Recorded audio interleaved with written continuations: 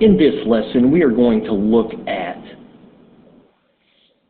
issues that continue to increase sectional differences between the North and South in the United States. In previous lessons, we looked at the Missouri Compromise. The Missouri Compromise was important because it would maintain balance between the slave and free states. Missouri, as we learned, was going to enter the Union from the Louisiana Purchase. And the question of whether it would enter as a slave or free state caused controversy. And the main source of this controversy was that the Senate was balanced. Now, this balance in the Senate would be upset by Missouri. So, in order to make sure that the balance in the Senate was maintained, the Missouri Compromise let in two states, Missouri, which would allow slaves, and Maine, which would prohibit slavery. The third part of the Missouri Compromise was the establishment of a northern border of slavery in the Louisiana Purchase, which would be the 36-degree, 30-minute latitude line. Shown here, no new slave states could be formed above that line. We learn once again that the House of Representatives, based on population, had already been in the control of the northern free states due to the increase in population there from immigrants moving in. The Senate, however, was balanced, and Missouri and new states would upset that balance between the slave and free states. We also learn about the nullification crisis, which was the result of protective tariffs being passed to protect northern industry. The South disagreed with these tariffs because they felt that because the tariffs basically raised the price of goods, intentionally they raised the price of foreign goods, but unintentionally crafty business owners raised the price of their goods as well, because they could and still have the lowest priced product, that they only benefited one section of the nation. John C. Calhoun was the leader of the nullification movement, also called the interposition movement, which is now called the nullification crisis. And John C. Calhoun wrote anonymously the South Carolina Exposition and Protest, which advocated for a state's right and a state's right to nullify a law that they disagree with. This, of course, was from the Virginia and Kentucky resolutions, which first brought up that idea of nullification. Here is John C. Calhoun, who was vice president, but resigned as vice president to go into the Senate.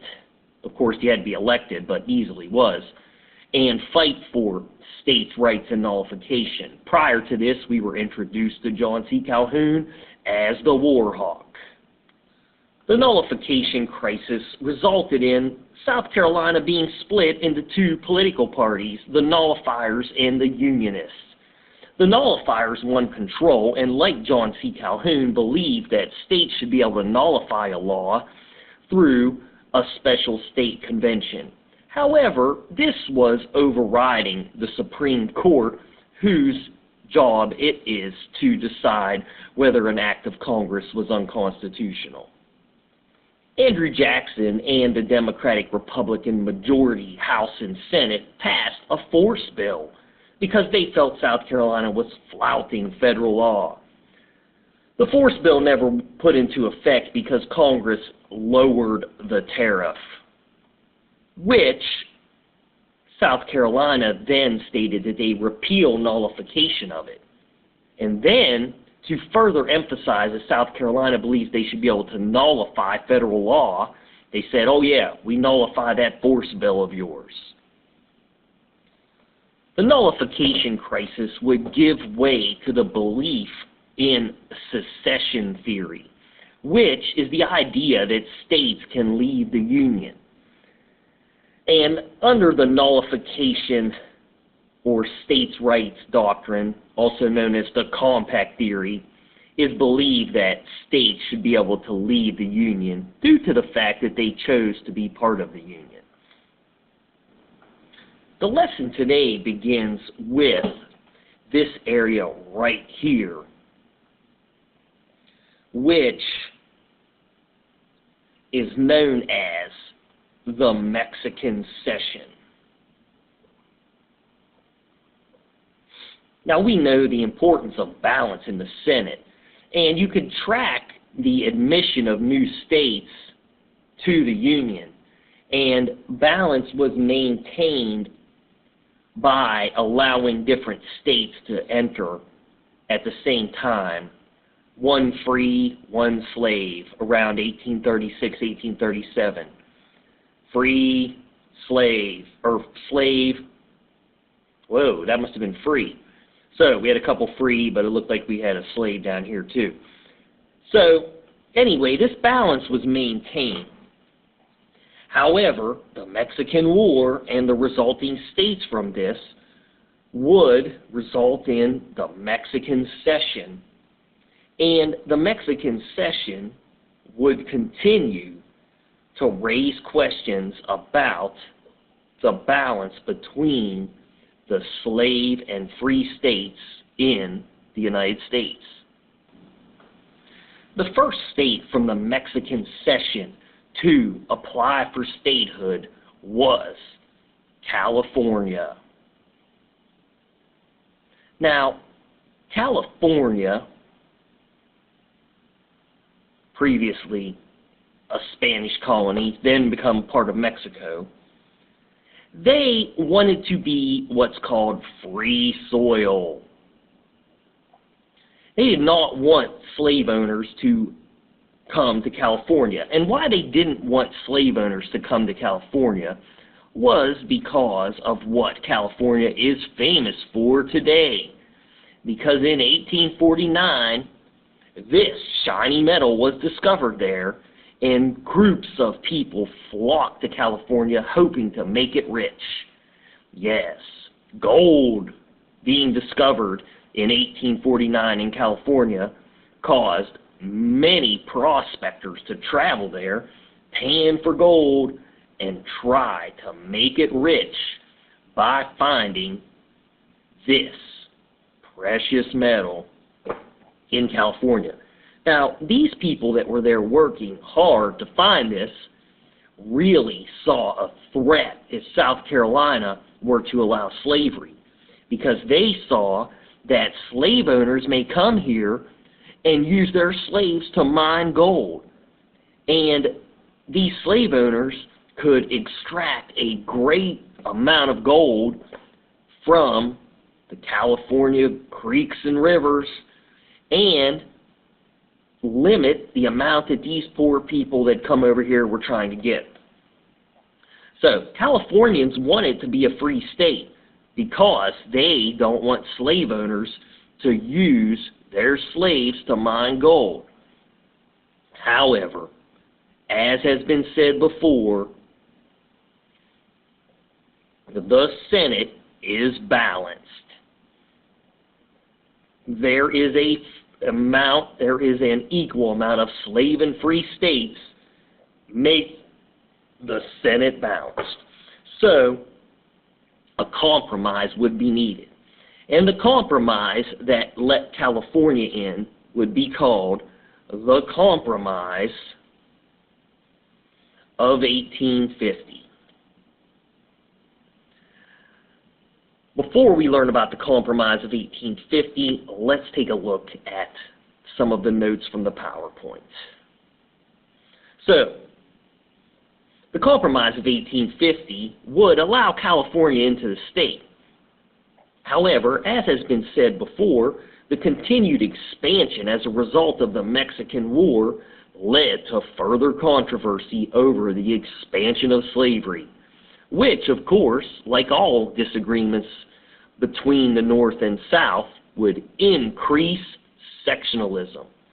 Now, the California Territory became part of the U.S.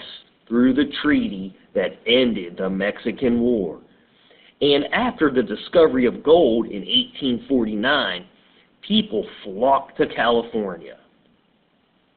These people, though, they wanted California to be free soil, which is another word, is a way to describe that. They don't want slaves there because they didn't want slave owners to use their slaves to mine gold. Now, the Compromise of 1850 would allow California in as a free state. But the South would have to have some things they want in order for this to happen, because letting California in as a free state upset the balance in the Senate. So in order for South Carolina and the southern states to agree to this, they must have gotten something that they really liked. And they did get a pretty good deal in the Compromise of 1850. Keep in mind, the political power has shifted to the free states, and they now have a majority in the House and the Senate. But the South got several things that they wanted. And one of these, the most important, was they got a new fugitive slave law.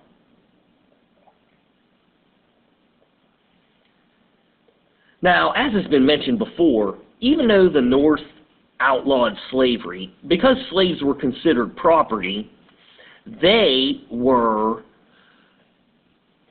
if you were helping a slave escape and had them in their possession, they were considered stolen property. Well, the new fugitive slave law increased those penalties and the jurisdiction of slave catchers to capture them. So, and this was important because the South could retrieve their valuable property, the escaped slaves. And there's a few videos on this, but basically there were harsh penalties if you helped a slave escape. The North were supposed to return escaped slaves to Southern owners, and this helped the South get back their valuable property, as was said. Now, the additional things that the South got that were good is it was decided that unlike the Missouri Compromise, where the line was established, the rest of the Mexican Cession can vote to decide whether they would be slave or free soil, as California was. And the concept of voting, or the people rule or the people decide, once again, popular sovereignty would be used to determine whether they could be a slave or free state. Now, the North, which was pushing for California to be entered as a free state, got one additional thing. They got California as a free state, but also in the federal territory of Washington, D.C., the slave trade was outlawed. So the Compromise of 1850 allowed California to be a free state. It outlawed the slave trade in Washington, D.C. These were things the North desired. Things the South desired, and the best of these, was the fugitive slave law that gave more opportunity to Southern slave owners to capture escaped slaves. Somewhere in between, I imagine this would benefit the South, was the federal government also paid Texas's debt. And you may have heard of the Alamo. This is where Texas eventually declared its independence from Mexico, and people such as Samuel Houston, for which Houston, Texas is named, and I believe it was Davy Crockett. They were all involved in that standoff at the Alamo, which was the rallying call of Texas's fight for independence from Mexico. Popular sovereignty would allow all this area here shaded in blue to be voted on whether to be slave or free. And the South must have saw that eventually one of these states would wish to have slaves, and they would and the Senate would be rebalanced. The Fugitive Slave Law was the best part of the Compromise of 1850 for the South, which helped the South acquire their escaped slaves. However, as we'll learn, the Fugitive Slave Law would cause much controversy in the South, and Uncle Tom's Cabin would be written, which was in protest against the Fugitive Slave Act. So, as was said before, the Fugitive Slave Act, which the South liked best about the Compromise of 1850, this would cause much controversy in the North. And the reason is that even African Americans who were not slaves were being kidnapped and taken to the South. So they attempt laws attempting to protect escaped slaves. And the biggest effect was Harriet Beecher Stowe would write Uncle Tom's Cabin, and this would become a very widely circulated publication which was supposed to expose the evils of slavery. And like the abolitionist newspapers, it would cause people to turn against slavery in greater detail. And this said slavery is evil, and of course that all slaves have it awful, which was largely true. However, there were exceptions where some slaves were not treated awful. Southerners claimed that this book was full of lies and that much of it was untrue, which there were probably exceptions to what was shown in the book. But we learned about the value of slaves because of their great economic cost. And in this book, it pretty much showed that most slave owners were cruel to their slaves. However, we learned that that really wasn't the case, where cruelty to slaves was, reserved for making examples of undesirable behavior. But the South claimed that this book was full of misconceptions about slavery, full of lies. So the Compromise of 1850, which let California in as a free state, also had the part that the South liked, which was the passage of the Fugitive Slave Act. However, this caused much controversy in the North, and Uncle Tom's Cabin was written in protest against the Fugitive Slave Act. Southerners decried that the book portrayed misconceptions about slavery. Here's a political cartoon about the Fugitive Slave Act, where, of course, a fugitive slave is running from slave catchers trying to return her to the South. Uncle Tom's Cabin, here's a picture of it from pretty old copy here. It doesn't say it's written by Harriet Beecher Stowe. This was an annotated version, which means it was shortened, probably for younger readers. But Uncle Tom's Cabin basically showed slavery as being greatly evil and full of misconceptions.